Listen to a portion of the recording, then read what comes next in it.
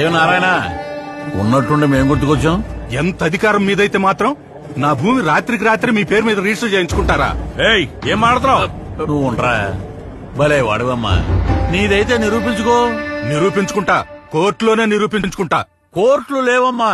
ఏం లాయరు నల్ల కోట వేసుకుని కోర్టుకు వచ్చినట్టు వచ్చేసావు? మనోడికి చెప్పలేదా? ల్యాండ్ టైటిలింగ్ యాక్ట్ అని కొత్తగా ఒకటి వచ్చింది, మేమే తెచ్చాం. టైటిల్ రిజిస్టర్ ఆఫీసర్ అని ఒకడు ఉంటాడు.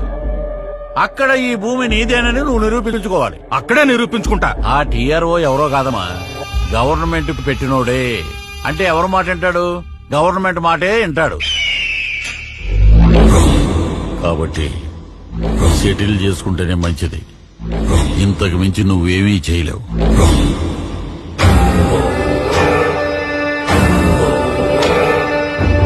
చెమటలు పడుతున్నట్టున్నాయి, ఫ్యాన్ వేయమంటావా? 5 ఏళ్లుగా వేసింది చాలయ్యా. నాకున్నది ఒక బిడ్డ, ఇదొక్కటే ఆధారం. నీ ఇష్టం. ఎర్రి పప్ప.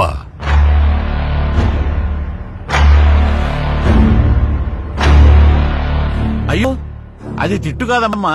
మా వాడుక భాషలో ఎర్రి పప్ప అంటే బుజ్జి నాన్న అనే అర్థం. నిరూపిస్తాడంట, నిరూపిస్తాడు. మనం ఏమీ చేయలేమా సార్? ఒక్కటి చేయగలం.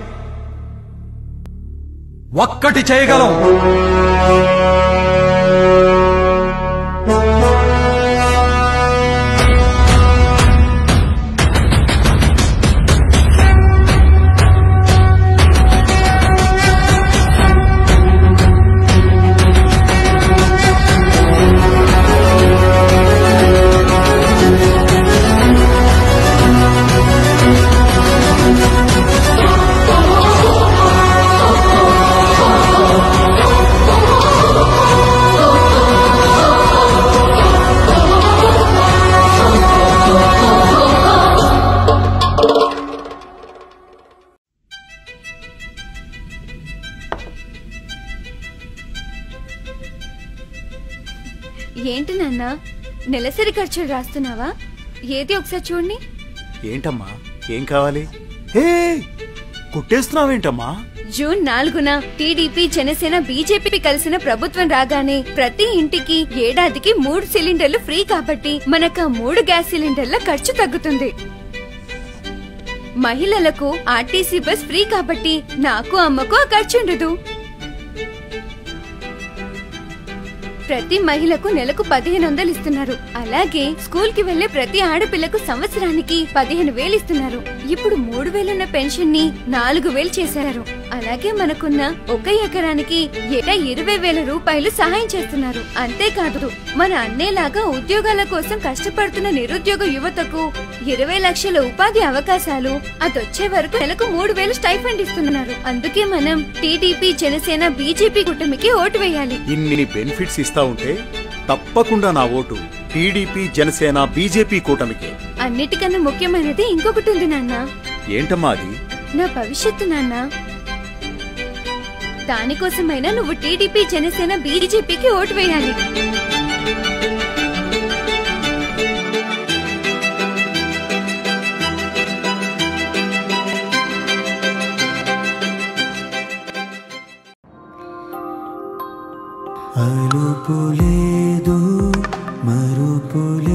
కొంచెం రన్నింగ్ కలిసిపోతున్నాం, స్ట్రెంగ్త్ లేదు.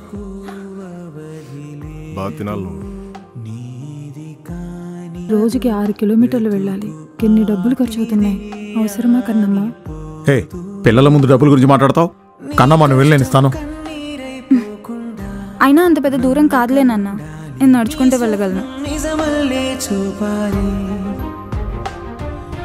నువ్వెళ్ళేదారంతా ముళ్ళున్నా నీ దరి చేరాలి. ఓటమే తరుంచేలా సాయంగా నీ సైన్యంగా చెయ్యందించే వెలుగే రానుంది కదా. ధైర్యంగా అడుగే ఇంకా నీకై నిలిచే బలమే తోడుంది పదా. నిన్న చీకటి చే